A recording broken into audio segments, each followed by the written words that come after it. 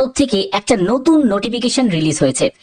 তোমরা অনেকেই আছো জিডিএস এ কাজ করতে চাও, কিন্তু বিভিন্ন তোমাদের অসুবিধার জন্য তোমরা এখানে আবেদন করতে গিয়েও ব্যর্থ হচ্ছ। অনেকে আছো যারা পার্সেন্টেজ অফ মার্কসে ভালো নাম্বার থাকা সত্ত্বেও কিন্তু সুযোগ পাচ্ছ না। সেই সব প্রত্যেক প্রার্থীদের জন্য একটা গুরুত্বপূর্ণ আপডেট দিতে চলেছি, যে আপডেটটা তোমাদের প্রত্যেকের জন্য খুবই ইম্পর্টেন্ট। তো দেখতে পাচ্ছ যে আমি পিডিএফটা ওপেন করে নিয়েছি। অল ইন্ডিয়া গ্রামীণ ডাক সেবক ইউনিয়নের তরফ থেকে, অর্থাৎ AIGDSU এর তরফ থেকে এই নোটিফিকেশনটা রিলিজ হয়েছে। তো এই নোটিশে কি বলা হয়েছে দেখো, 28/5/2025 নোটিশ। এবং এখানে যেটা বলছে যে subject proposal for modification in GDS online engagement process, অর্থাৎ জিডিএস এর অনলাইন এঙ্গেজমেন্ট, অর্থাৎ যে নতুন যে নিয়োগ করা হবে সেই নতুন নিয়োগের ক্ষেত্রে কিছু মডিফিকেশন করতে হবে।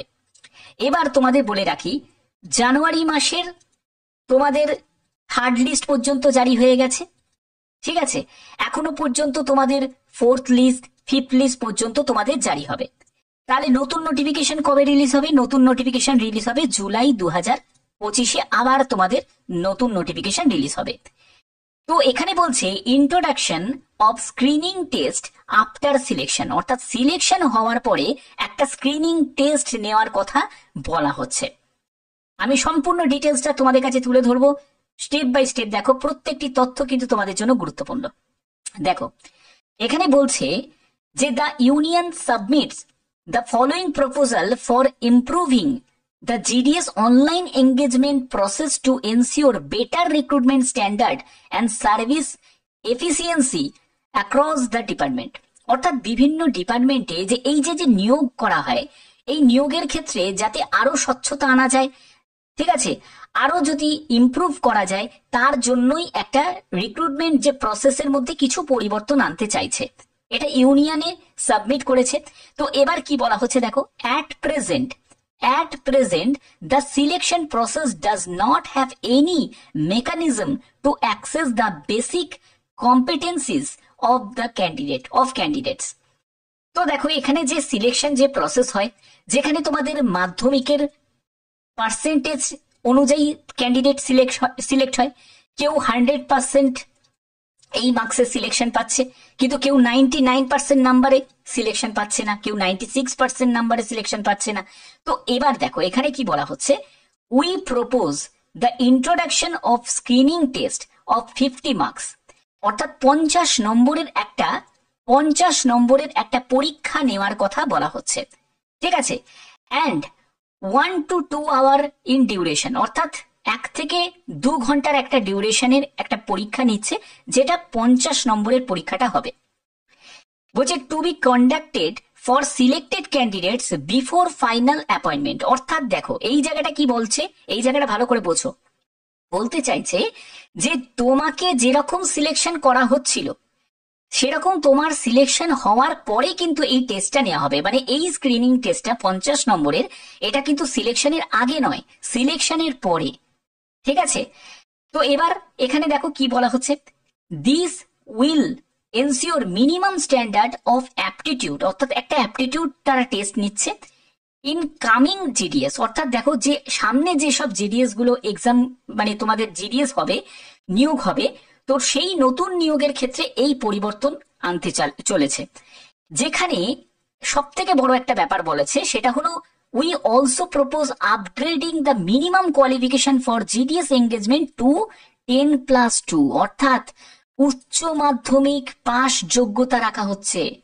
মানে আর মাধ্যমিক পাস যোগ্যতার পার্সেন্টেজের ভিত্তিতে হবে না, এবার তারা আপগ্রেড করছে, অর্থাৎ যোগ্যতার লেভেলটাকে বাড়িয়ে উচ্চ মাধ্যমিক করার পরিকল্পনা করছে, যেটা আমি কখনোই সমর্থন করি না। কারণ প্রথম কথা, জিডিএস এ যারা নিয়োগ হয়, দেখো নিয়োগের ক্ষেত্রে সেই বেতনই তারা পাবে। জিডিএস তো একটা পার্মানেন্ট, যেরকম গভর্নমেন্ট সার্ভিসের মতো তো বেতন পাবে না, লেভেল 1 অনুযায়ী তো বেতন পাবে না। যদি পেতো তাহলে নয় ঠিক ছিল, তবুও মানা যায় না। কারণ এমটিএস এর ক্ষেত্রে মাধ্যমিক যোগ্যতা, তাহলে জিডিএস এর জন্য উচ্চ মাধ্যমিক রাখার কোনো মানে হয় না, ঠিক না? তো এটাই তো ব্যাপার। তো এখানে উচ্চ মাধ্যমিকের পার্সেন্টেজ, উচ্চ মাধ্যমিক মানে যোগ্যতার লেভেলটাকে বাড়ানোর কথা বলা হচ্ছে। তো সেই ব্যাপারটা কখনোই আমি সমর্থন করছি না। এবার এখানে কি কি বলা হচ্ছে দেখো, এখানে বলছে we also recommended some weightage or preference for local candidate, particularly those educated under the same state board। দেখো এই জায়গাটা কিন্তু খুব ভালো একটা ব্যাপার বলেছে। সেখানে বলছে যে লোকাল ক্যান্ডিডেট যারা আছে তাদেরকে সুযোগটা দেয়া হবে। মানে দেখো, তুমি ওয়েস্ট বেঙ্গল বোর্ড থেকে পড়াশোনা করেছো, তোমার ভাষা বাংলা ভাষা, তুমি বাংলায় লিখতে পড়তে বলতে জানো, তুমি ওয়েস্ট বেঙ্গলেরই ক্যান্ডিডেট, তোমার ওয়েস্ট বেঙ্গলে তুমি অ্যাপ্লাই করো, তোমার সুযোগ আগে। এটা ভালো কথা, এটা কিন্তু ভালো। কিন্তু অনেকে কি করছে যার জন্য কিন্তু অনেক সময় সিটটা কিন্তু রিজার্ভ হয়ে যাচ্ছে, বাইরের স্টেট থেকে ওয়েস্ট বেঙ্গলে অ্যাপ্লাই করে দিচ্ছে। এর ফলে কি হচ্ছে, এর ফলে হচ্ছে যারা ওয়েস্ট বেঙ্গলের যারা ক্যান্ডিডেট তারা সুযোগ পাচ্ছে না।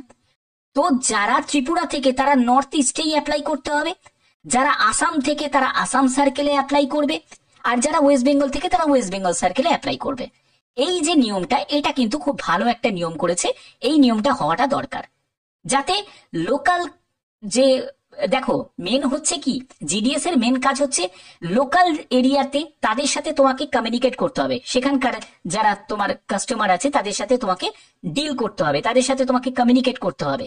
এবার তুমি যদি ভাষাটাই যদি না বুঝতে পারো তাহলে তুমি তাদের সাথে কমিউনিকেট করবেটা কিভাবে? বোঝা গেল? তো এই জায়গাটা কিন্তু ভালো বলেছে। আচ্ছা, পরবর্তী পয়েন্টে দেখো, পরবর্তী পয়েন্টে বলছে this process would help filter out non serious applicants from the lakhs of applications received in every circle। তো তোমরা জানো যে বিভিন্ন সার্কেলে প্রায় লাখো লাখো ফর্ম জমা পড়ে, কিন্তু তারা কিন্তু সিরিয়াস নয়, তারা অনেক ফেক ক্যান্ডিডেট থাকে যারা কিন্তু 100% নাম্বার বসিয়ে দেয়, 99% নাম্বার বসিয়ে দেয়, 98% নাম্বার বসিয়ে দেয়।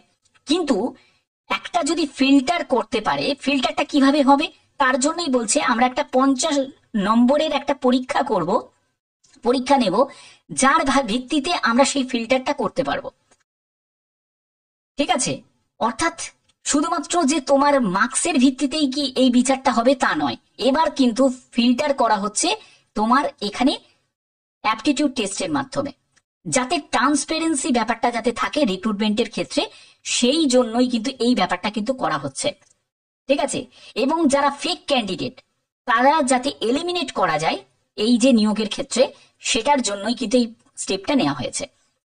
আচ্ছা, এর পরবর্তী দেখো, এর পরবর্তী আরেকটা যেটা ব্যাপার বলেছে যে new GDS lack communication skill. দেখো এটা তো স্বাভাবিক ব্যাপার, তুমি ধরো যে রাজ্য থেকে তুমি অন্য রাজ্যে তুমি অ্যাপ্লাই করে দিলে, মেঘালয়তে অ্যাপ্লাই করে দিলে, সেখানকার ল্যাঙ্গুয়েজই তুমি জানো না, সেখানে কমিউনিকেট করতে পারছো না, তো সেটার জন্য তো বিভিন্ন ধরনের সমস্যা হতে পারে, ঠিক না? তো এই জন্য এই ব্যাপারটা কিন্তু ঠিক করেছে যে ল্যাঙ্গুয়েজের যে ব্যাপারটা যেটা রাখা হয়েছে যে লোকাল ক্যান্ডিডেট তাদেরকে সুযোগ দেওয়া হবে আগে, তো সেই ব্যাপারটা কিন্তু খুব ভালো একটা ব্যাপার করা হয়েছে। আচ্ছা, এবার দেখো এই যে পয়েন্টটা, এই পয়েন্টটা কিন্তু খুব ভাইটাল। আমি এখানে কালারটা চেঞ্জ করে নিচ্ছি, এই পয়েন্টটা খুব ভাইটাল একটা পয়েন্ট। বলছে we understand that large scale examination may not be feasible under the current system. অর্থাৎ তারা কোনো রকম ভাবে কারেন্ট সিস্টেমে এখন লার্জ স্কেলের কোনো এক্সাম কন্ডাক্ট করতে পারবে না। মানে ব্যাপারটা কি বোঝাতে চাইছে যে তোমাদের অনেকের একটা প্রশ্ন ছিল যে স্যার এই যে 10th মার্কসের ভিত্তিতে হোক বা 12 মার্কসের ভিত্তিতে হোক, এই যে মার্কসের ভিত্তিতে নিয়োগের ব্যাপারটা যেন বন্ধ করা হয়, এটার ভিত্তিতে নয়।